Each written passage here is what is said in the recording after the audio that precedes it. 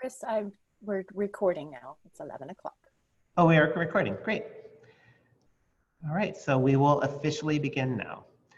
So, hello, museum families, and welcome to welcome to RBCM at Home Kids, a play date through screens across British Columbia and the world. The previous sessions, the other episodes, are all recorded, and you could find them on our Royal BC Museum YouTube page. And actually, the second episode was with Joel. So my name's Chris O'Connor, and I'm a learning program developer here at the Royal BC Museum. The museum and my home is on the territory of the Lekwungen-speaking people, the Songhees and Esquimalt nations here in Victoria on Vancouver Island. So if you go into your backyard or a park, you might not see any animals right away, but if you slow down and you get down on the ground, maybe move a rock or move aside some leaves, you might start to see some animals moving. Little animals, crawling or hopping or slithering. And those animals might be like, oh man, someone found me. Because maybe they're trying to hide. Sometimes it's safer not to be found. And some animals have a fancy way of hiding by blending into their environment or looking like other animals. And this is called camouflage. And that's what today's session is all about. But first, like each week, what I like to do is just return back to the previous week. So I'm going to share this screen. So RBCM at Home Kids. And now, I'm just going to go back. Now we are open. We opened last Friday. So we're officially open. So if you wanted to come to the museum, if you're in Victoria, you could actually go. This picture is in the forest of the Natural History Gallery. So it's been really great to come back and see these spaces that I personally haven't seen in 3 months. So this is the forest. Last week we were exploring behind the scenes of the museum and looking at especially the prep lab. So when a mammal, usually like a mammal bird or a mammal comes into the museum, then we need to prep it by preparing it, taking out the bones and preparing the skin. It's a really interesting process. So we were learning about that last week. And we also at the end showed a cougar skull. And these are 2 of the cougar skulls that were sent in. So some really nice cougar skulls. We'll be making some art today and would love to see what you create. Right now we have about over 20 families in the Zoom room and more on Facebook Live. So my email is coconnor@royalbcmuseum.bc.ca. So you could share it directly by sending me an email. You could also share it through our social channels, so at Royal BC Museum or hashtag RBCMKids. We also have a learning portal as part of our online learning options. So the learning portal, you can Google learning portal and Royal BC Museum. There's lots of really interesting, exciting things to learn through that portal. And then next week, it's Canada Day. So next Wednesday is Canada Day. So we're actually, the past many years, we've had a penny carnival here on the grounds of the Royal BC Museum. We can't do that this year. So we're going to do a virtual penny carnival. So that's going to be creating different sort of games in your living room. And though like this session, we are not sharing screens, so you can't, or we're not, we can't see you, but actually next week, if you'd like to, some families we're going to invite to be seen to show playing the games of the penny carnival. So definitely join us next Wednesday for Canada Day. So I'm going to go back to just a description of what's happening today. So in this format, you can see me, I'm your host, and our special guest each week. And today that's Dr. Joel Gibson. Though we can't see you, we could hear you if you use the Q&A box in the Zoom room or in the comments section of Facebook Live. So please ask questions as we go along, and heads up, be making a camouflage insect today. So you'll need paper, something to draw with, and scissors. And we're recording this session, so if you need to take a break or you need more time to gather materials, you can play it again later. The most important thing is to be good to yourself and to others during this time. So do things at your own pace. So let's meet our special guest today. Returning champion, Dr. Joel Gibson, is the curator of entomology, which means that he is the person at the museum that thinks about, investigates, one of the people, but one of the main people that thinks about, investigates, questions, studies insects and spiders. And sometimes those insects can be kind of tricky. They try to blend in using camouflage. But why would they want to do that? And who's getting fooled by their camouflage? So without further ado, Joel Gibson, Dr. Joel Gibson. It's so great to have you here again, Joel. So welcome. Hey, Chris, thanks. It's great. I really loved doing it last time, and I love getting the chance to come on again and talk with families about insects. It's what I like to do, so it's great to do this online. Welcome, everybody. So you're called a curator. How would you define what a curator is at the museum? It's a kind of fancy word. So what's that? Well, it is a fancy word because a curator means they work with a collection. There's lots of people that work with insects, but maybe not with a collection. They might be doing, working with specimens in a field with insects that are eating crops, or maybe they're working in a forest with insects that are attacking trees, or maybe insects that are biting insects like, mosquitoes or horseflies. So I work in a collection, which means I have to curate the collection. And curate's a fancy word for sort of organizing the specimens and looking at what's there. And so whenever you put your books on your shelf and you kind of put them in an order, you are curating your own book collection. Great. So, and then part of that collection has things that are easy to identify and some things that are hard to identify, either on purpose or just the nature of the way they are, right? That's right. I was trying to think of a good thing for us to do today, and this is what I kind of stumbled on. And I have some pictures that kind of give an example of what I'm talking about, and then we can get into a little model we can make for ourselves and get a chance to get creative with it. Great. Do you want to start with the pictures first? Yeah, let's take a look at those slides, and I'll give you a sense of kind of what I'm getting at with camouflage and what it is and why it would be. So this first slide is a really easy one. Can you see the insects in these two pictures? It's an easy one because these are insects that are not camouflaged. And there's a lot of insects that are not. There's bright, shiny flies, or there's big dragonflies that are flying around. And here's an example of a fly that kind of looks like a bee, but it's still obvious. You can still see it on that leaf.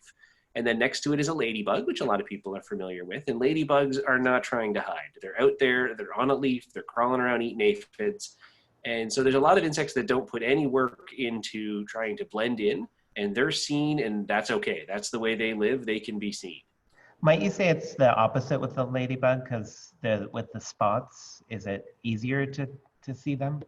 That's a really good point. There's even some insects that we think maybe are really trying hard to be seen because maybe they're poisonous and they're obvious. And this happens with a lot of different animals. You'll have some snakes that are really brightly colored, or some birds are brightly colored so other birds can see them and they can get together. So there's a lot of animals that don't make any effort to avoid being seen. They try to make it obvious to be seen. And so I put the first two up here as this is a lot of insects. And if you see one in the woods and you're like, okay, maybe it's not trying to hide.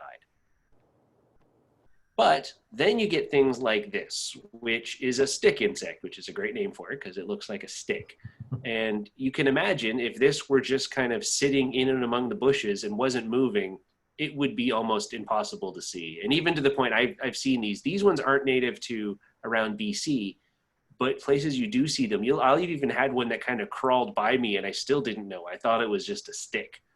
And so it's called a stick insect. So this one, the whole body shape is built around camouflaging as a stick.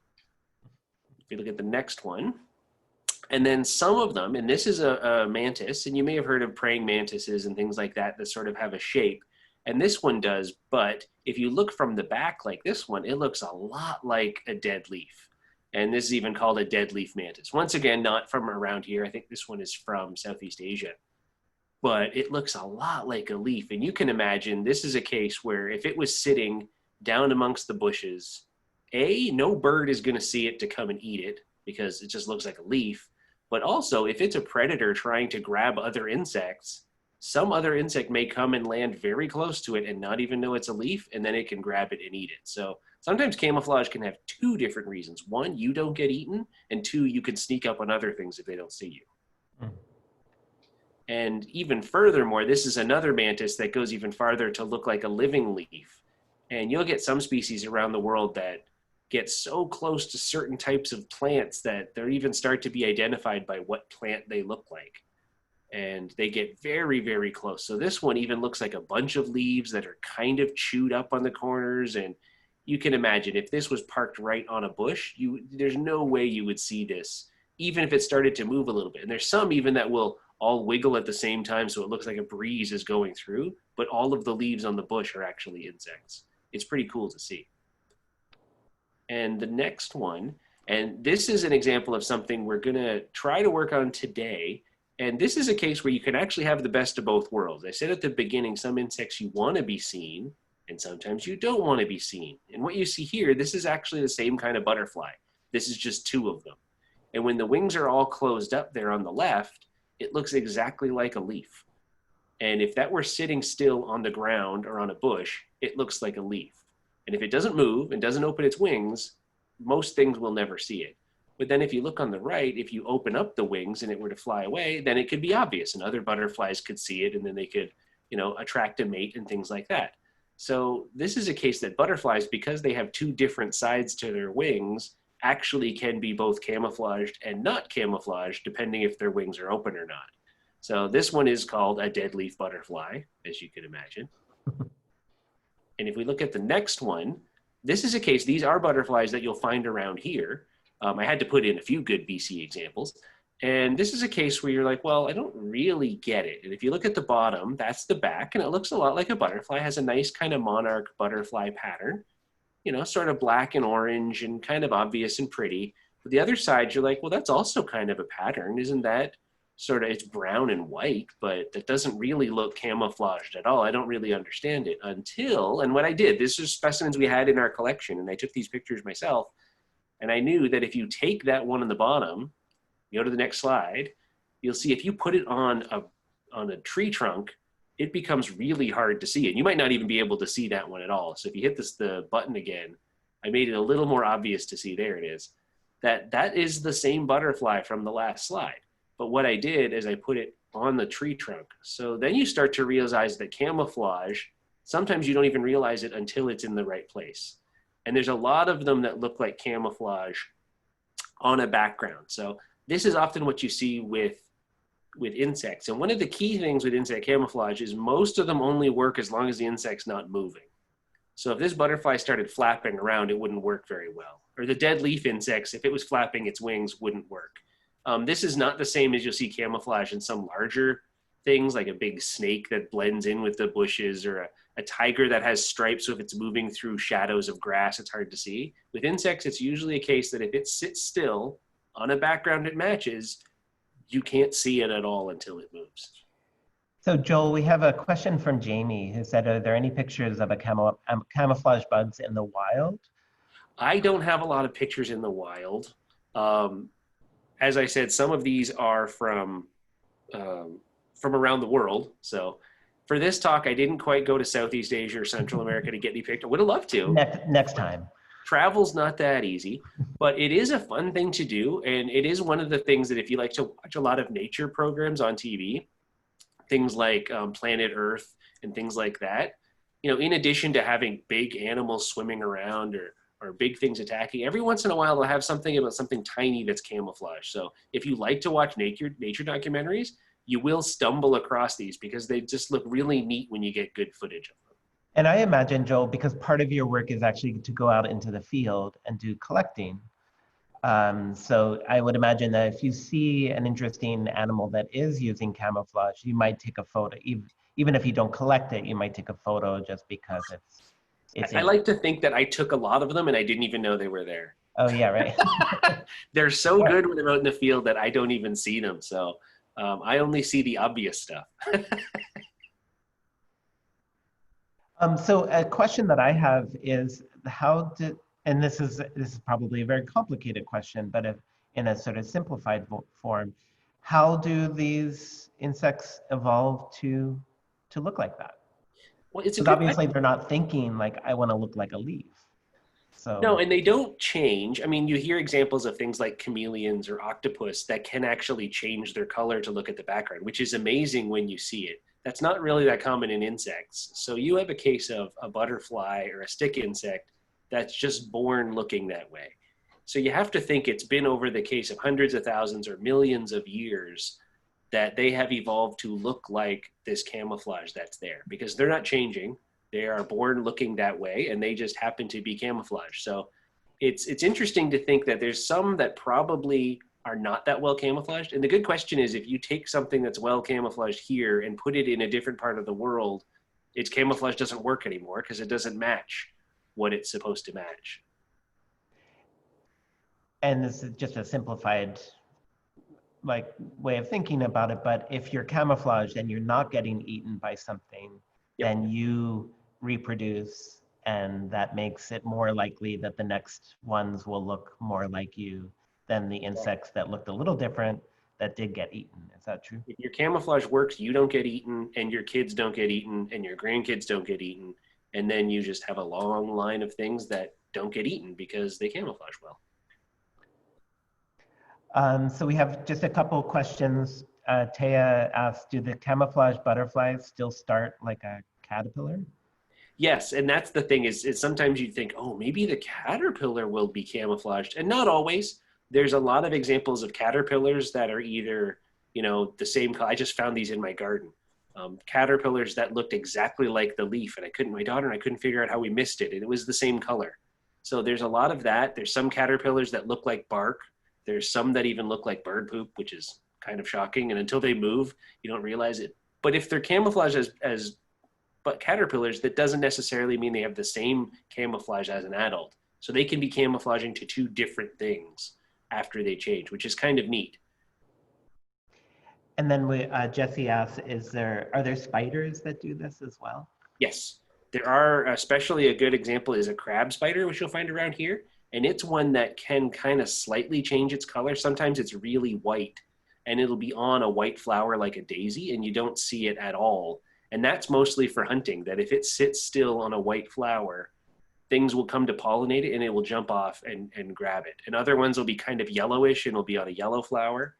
So there are spiders that will use this mostly for hunting, although it probably also helps the spider to not get eaten by a bird or a bigger bug either. Mm-hmm. So we're going to make our own camouflage insect. And I think the best example we could pick was kind of that dead leaf butterfly. And what we can do, the easiest way to do this is to start with a single piece of paper that's folded in half. This is what we're going to start with. So if you take a piece of paper, I folded it in half this way, so I have a little bit more room to work on. And then the key is, if you want it to look like a leaf, just start with a leaf. The one thing I'll give you as a pointer in order to help when we get to the cutting out stage is try to make a nice thick body along your folded part. So if we start with kind of a nice thick body here, that's folded, and that's probably not that clear to see. Yoink. Nice thick body. You know what? I'm just going to do it in marker because I can do that. We have a nice thick body. Can you angle angle that a little bit too? Oh, maybe that's it too. Music. Yes. Great. Perfect. Then once you have a body, just draw a big leaf shape. Which you're like, well, any leaf? You're like, yes, it really doesn't matter what leaf you want to do. And I'll talk a little bit later about some kind of creative angle we can go with. So if we want to want to use a marker again. Yeah, marker would be a good idea. I have a nice green marker somewhere. I can do this. And go with...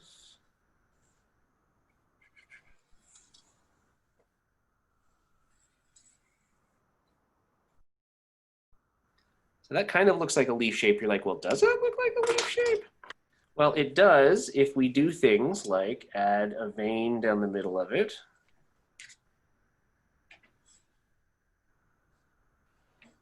To look like a leaf. And Joel, can you open up the paper again just to emphasize the fact that you're doing that on the fold? I'm doing that on the fold part of the paper here, so that there would be 2 of them, but I'm only drawing half of it because it takes me half the amount of time. Great. You like that?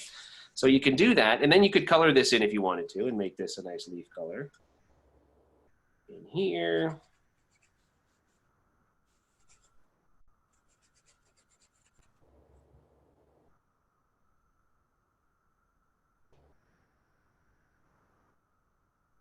Oh, you froze. You froze a little bit, Joel. Oh, am I okay now? We could hear you, but you're still frozen a bit.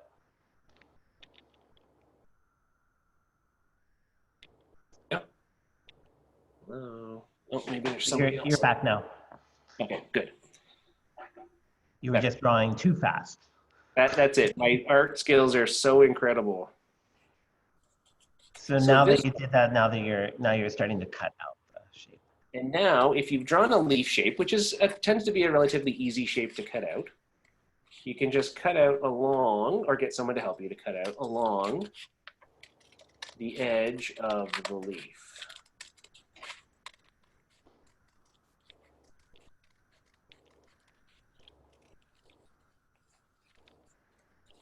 You'll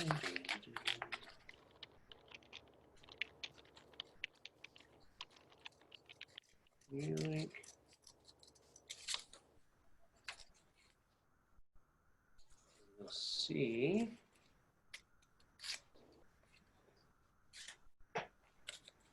So now we have what looks like a leaf. How does that show up? Oh, there you go. That looks like a leaf. Look at that. But if we open it up, it looks like a butterfly. And this side, if we think about it like the butterflies we were talking about, as long as this side you color it however you want to be a leaf, when you open it up, you can color it with whatever pattern you like. So I can color this one all orange, and I can have nice monarch butterfly patterns, or I can make yellow stripes on it. Because what we've done is we've made a caterpillar that works really well, a butterfly that camouflages really well once it closes its wings. So I'm gonna make this all nice and orange, which may not show up very well, but trust me, I'm making this nice and pretty. We can see it's orange. Okay.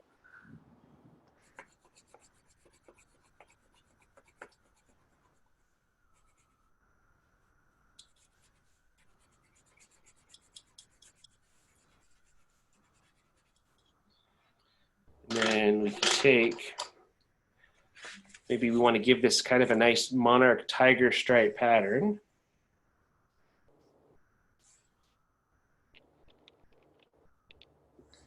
And add patterns like this. The important thing to remember with butterflies is that it does have 2 wings. So we'll remember to make this clear that there's 2 different wings here. Even though on the back you can't really tell.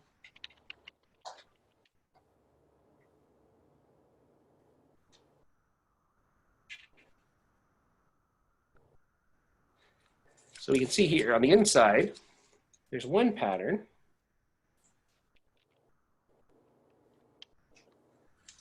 But then when we close the wings, it looks like a leaf again. Now this is one example, and I'll finish up this one, but I also wanted to show you some other good examples that I'd done. My daughter, who's a better artist than I am, did this example. Of this one looks very much like a brown dead leaf sitting here. You know, looks just like a brown dead leaf, but then when she opened it up, it looks like this very blue patterned morpho butterfly. Nice. And this is the sort of thing you can do. I mean, you can color the one side, leave it on your shelf, looks like a dead leaf, and then you can open it up, and it's this beautiful blue butterfly. But you could even go into your backyard and see if you could hide it from people. Well, this is the challenge you can have, is you can try to make it look like exactly there's a leaf that's there. And it's kind of neat. It goes back to the question you asked earlier, Chris, that how do these things evolve over time? And you think, well, maybe they're going to evolve to have different patterns. So maybe on this side, if I wanted to color it to be more of a bark pattern, and I'm going to make it look like birch bark. So it's very white with kind of black little spots in it, and it looks like birch bark. Or you could pick some other tree in your yard and have it match. And then the inside, you could have it whatever color you want. That doesn't matter. So for instance, you could think that it could match any pattern you could see. So you could have this nice butterfly like this that has this big, beautiful pattern. I did one that's kind of yellow and orange with red and blue stripes and purple up here. But what if over time it evolved to match a pattern like my shirt? Nice. So this one happens to have a plaid pattern, but go ahead, make a butterfly that matches the pattern on your couch or on the sheets on your bed or something like that. As long as it's on one side and it's different on the inside, it'll be camouflaged. But then the next day when you change your shirt, the butterfly is going to be like, come on, Joel. You can only ever wear one shirt again. That butterfly will call you out on it. I really like those, the one that your daughter made and yours as well. Kim had a suggestion that perhaps you could put a leaf under the paper and rub it so that you get the lines of the leaf. That's a really good idea, because I've seen people do it with crayons, and you can do it with, then if you want to take like a big leaf maple, which you can find those around here, or maybe like an oak leaf or something like that. This is a chance to get creative and be like, well, there's not a butterfly that camouflages like this yet, but maybe someday there would be one that matches a Gary oak leaf, and I can copy it out, and this is what it'll look like if it ever evolves. Yeah. We have an interesting question from Lacey and Declan. Yes. They ask, how do the insects know where to go with their camouflage? That's a really good question, because every once in a while you'll see this, and there's an interesting case of you had these butterflies that were very dark and looked like bark, but they kept landing on white trees. And they would land on white trees and they would stand down, and you're like, I can see you. And you would think birds could see them too, so they would be able to pick them off. And this gets back to the question of, if you're very well camouflaged but keep landing on the wrong thing, you're probably going to get eaten. And then your offspring, you won't have any offspring. So there has to be a combination of looking like something and knowing where to land in order to not get eaten.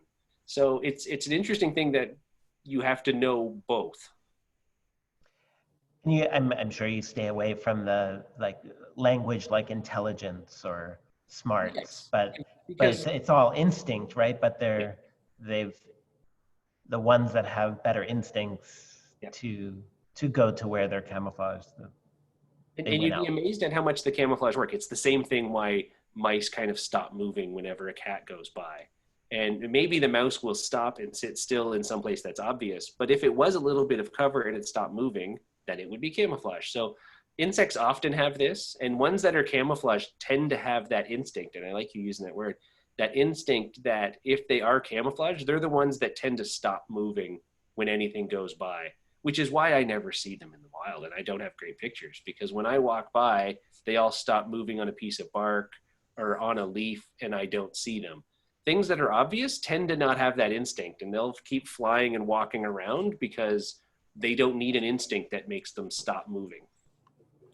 So that makes me think of you as a researcher, as a curator going out into the field. Do you feel like you need to camouflage yourself a little bit in order to make sure that insects are going to come to you, or that you won't? That is part of it. Yeah. And the interesting thing with insects is that there's a big size thing. So if you're really big and you're tromping around and things will fly around, but as soon as you stop moving, sometimes especially if there's good flowers and you're trying to look at things landing on flowers, when you first brush past it, they all fly away. But if you stop long enough, they come to get you. And I think at some point, we as humans are so big compared to insects that if we stop moving, then we kind of just look like a tree or a mountain in the background or something like that. So if you stop moving long enough, our camouflage is just our gigantic size. Now, unless you're wearing a really brightly colored t-shirt and a hat with pinwheels on it, then yeah, everything's going to see you coming no matter what. Right. But it does work. If you're dressed in kind of brown and dark colors and green, and you kind of stop moving in the forest, you're hard to see, and you'd be hard to see with insects too, which isn't so safe if you want to make sure your friends and family can see you, so you don't want to blend in too much. Yeah, right. Wait until you're a researcher. That's right.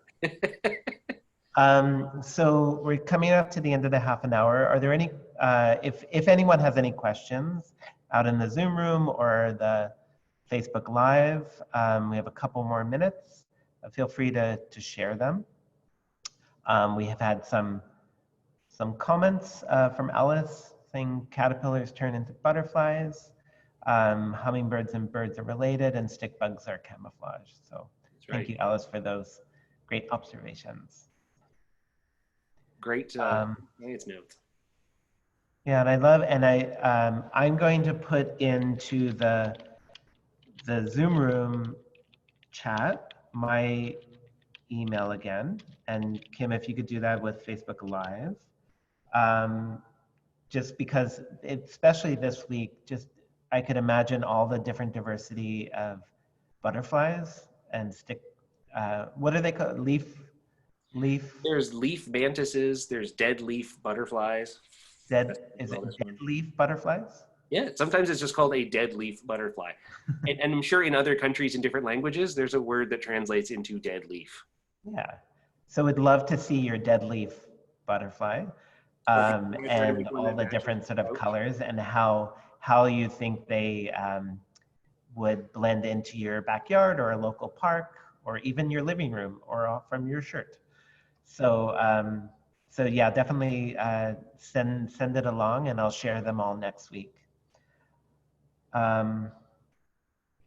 So Chris asked a question, what types of bugs do hummingbirds eat? Ooh, that's a really good question, because people think hummingbirds and there's hummingbird feeders and they're always around flowers or drinking little bits of nectar, and you get the impression that all they ever do is sip sweet little beverages. But I have seen this even in my laneway, that they will eat really, really tiny flies. You can imagine that hummingbirds can't eat anything too big, but when there's little tiny flies like little midges, they will sort of fly around and kind of eat one at a time. And they do. They will hunt bugs, but hummingbirds can only eat really tiny flies. Right. The last comment I'll say is Kate says that we're using color changing pens on ours to make our patterns. That's a really good idea. So which is, yeah, that's super cool. So thank you so much, Joel. We'll stop. Well, I want to say thank you so much for joining us a second time. It's so great to have you here, and I feel like every time I hear you, I learn so much about insects, but also just the learning about the world that we live in. So insects are really cool. appreciate that. Yeah, totally. So we'll stop our Facebook live stream, and we'll stop our recording, and we're